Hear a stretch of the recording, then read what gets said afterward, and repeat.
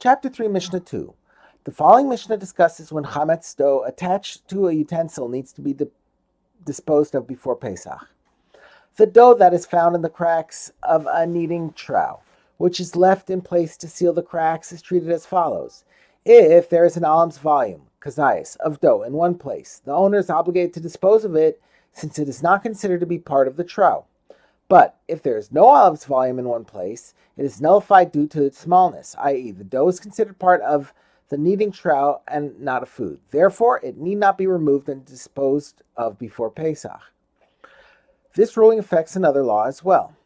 And so too in regards to the law of Tuma. If a source of Tuma touches the dough in the crack, but not the trough itself on Pesach, the law is as follows.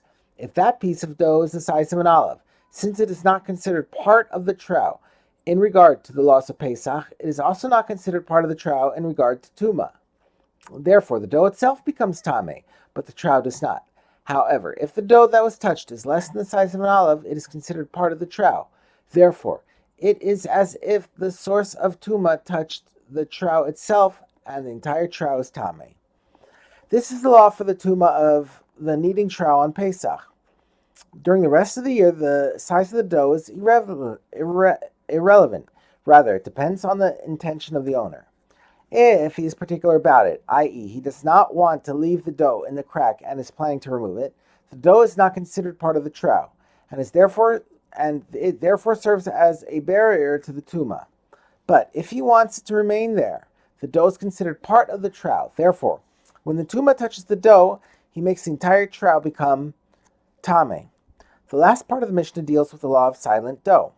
Usually, one could bang on dough and hear a thump, which indicates that the dough has leavened and is chametz.